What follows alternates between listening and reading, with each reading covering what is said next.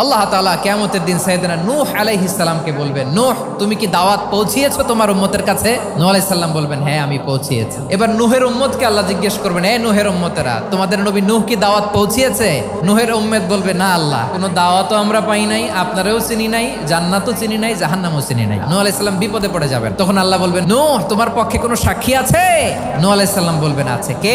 উম্মতে মুহাম্মাদি। তখন আমরা বলবো, আল্লাহ, আল্লাহর নবী নূহ আলাইহিস সালাম তিনি আপনি যা যা বলেছেন ঠিক তা তার উম্মতের কাছে পৌঁছে দিয়েছে। এবার নূহের উম্মতের সাথে আমাদের ঝগড়া লাগবে। তারা বলবে, তোমরা আসছো আমাদের হাজার হাজার বছর পরে, তোমরা কি করে জানলা? তোমাদের সাক্ষী ধর্তব্য হবে না? আমরা তখন বলবো, আমাদের কোরআনে তোমাদের নবীর নামে আল্লাহ তাআলা একটা সূরা নাজিল করেছেন, সূরাতে নূহ। দিন রাত এক করে তোমাদের কাছে তিনি দাওয়াত পৌঁছেছেন, সব আমরা জানি। আমরা যখন বলবো এই কথা, নূহের উম্মত চুপসে যাবে। তখন আমরা সত্য বলেছি কিনা এটা আল্লাহ তাআলা জানতে চাইবে বিশ্বনবীর কাছে। তখন বিশ্বনবী আমাদের পক্ষে সাক্ষী দিবেন। আওয়াজ করে বলেন আল্লাহু আকবার।